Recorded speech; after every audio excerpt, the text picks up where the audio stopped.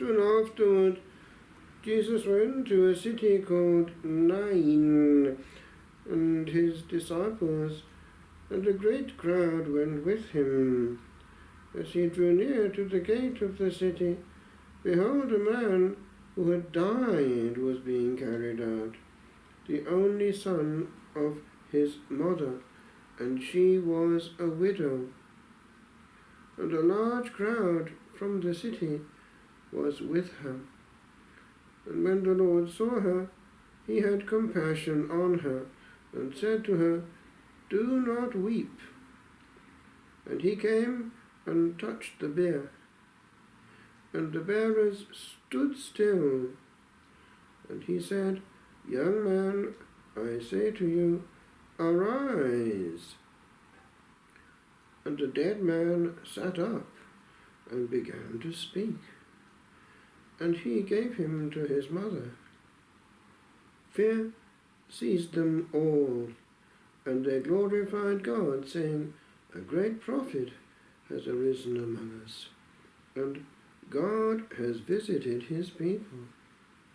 And his report went out over all the area. And this has happened several times in Christian history.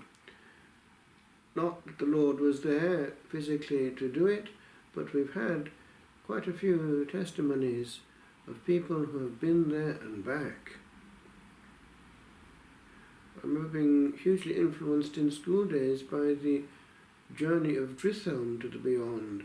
What was the shock of these way back in the period of St. Bede the Venerable, who saw this man sitting up again just before being put in the ground.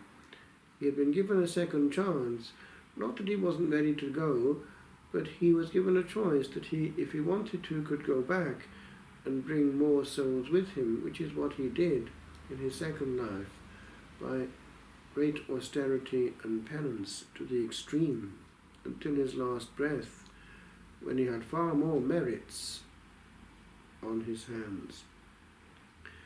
It is said that the young people, when they saw Our Lady at Medjugorje, wanted to die to be with her straight away, but she wanted them to have lots of merits in their hands first, not to die just like that. Just the other day, I had a message from a travelling lady, and her young nephew had been dead 10 minutes. And what did he have to say when he came back? He'd seen the beyond. Fascinating.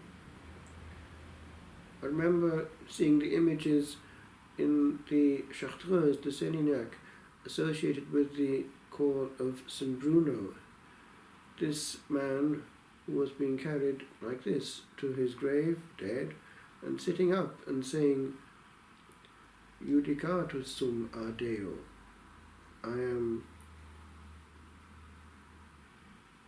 judged by God. And then going down again. And then sitting up a second time and saying, "Accusatus sum a Deo." I am accused by God. Then going back down again. And a third time coming up and saying, "Condemnatus sum a Deo," and going down and not coming up again. Apparently he was a cleric. It was a warning to all clerics. The clerical state has also its risks.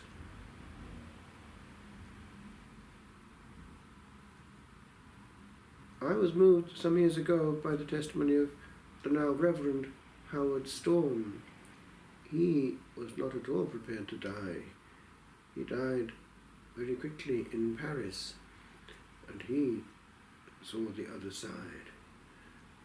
And these experiences are there to help us and to remind us that the real issue is 1 second after what we call life. When my father died, it was actually in Easter week. It was the vigil, the Saturday of what is now Divine Mercy Sunday, the beginning of that feast, rather like St. John Paul II actually, who instituted it. And we had a great devotion to that at Kilnacrot. We had the shrine of it. It was a sign. He was going to die some years earlier. My brother went back suddenly from seeing me in France. He thought he was dying. And I wrote a little letter to him in Welsh saying, when the Lord is knocking, it's good to get one's house in order. And he was given a second chance. They found just in time what was wrong. And he lived about 10 more years and became also the historian of the chapel and was very faithful to the end. Now we can be sure that in the beyond, how many exams we have passed and how many goals we have scored is very much on a back burner. And there the crunch is the score at the great final exam of all